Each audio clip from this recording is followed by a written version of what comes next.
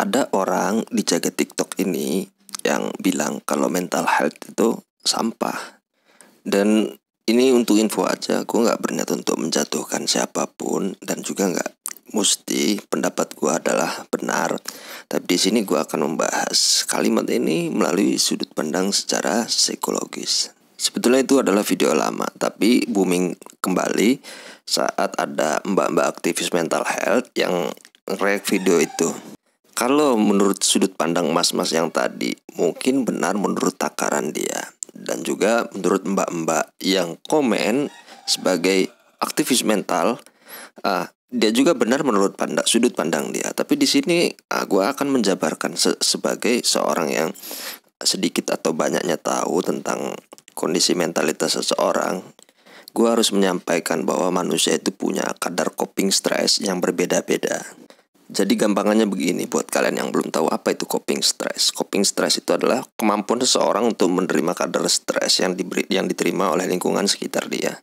Jadi gampangannya itu begini, ada orang yang kuat ngangkat beban 30 kilo misalkan. Ada orang yang kuat ngangkat beban 40 kilo. Tapi ada juga orang yang nggak kuat untuk ngangkat beban 20 kilo sekalipun. Entah karena keterbatasan secara fisik, bawaan lahir, dan lain sebagainya. Tapi itu adalah contoh nyata yang kita jumpai di dunia real kita. Dan juga begitu juga di dalam dunia psikologis ya. Ada orang yang terlahir di lingkungan yang berbeda dengan kita-kita. Ada orang yang lahir di lingkungan perang, ada orang yang lahir dari lingkungan terdampak bencana alam. Ada orang yang lahir di lingkungan menengah ke bawah yang keras, setiap hari dia harus mulung, ngemis, dan lain sebagainya. Dan juga ada orang-orang yang dari kecil dia sudah jadi anak emas ya di rumahnya. Dia diratukan atau dirajakan di rumahnya. Begitu. Nah, yang di sini miss dari emas-emas tadi, beliau itu menyepelekan yang namanya mental health. Begitu. Padahal mental health, kesehatan mental itu adalah fungsi utama bagi manusia itu bisa bertingkah laku selayaknya manusia normal menjalani aktivitasnya sehari-hari. Karena banyak orang di luar sana yang depresi, gangguan jiwa, dan milih untuk mengakhiri hidupnya itu bermula dari sini ya, nggak jarang dan banyak kasus yang begitu.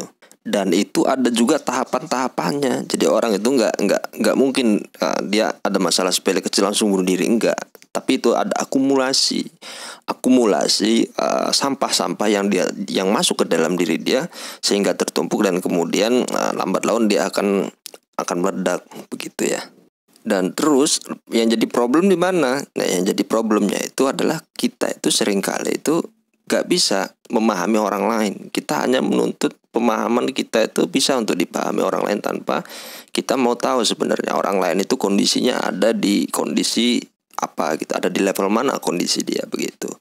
Jadi teman-teman, apakah mental health itu gak penting? Mental health itu penting sekali ya. Begitu. Tapi juga jangan dikit-dikit mental health, karena kapasitas orang itu ya beda-beda. Jadi latih aja diri kamu untuk bisa memperluas coping stress kamu. Semoga bermanfaat.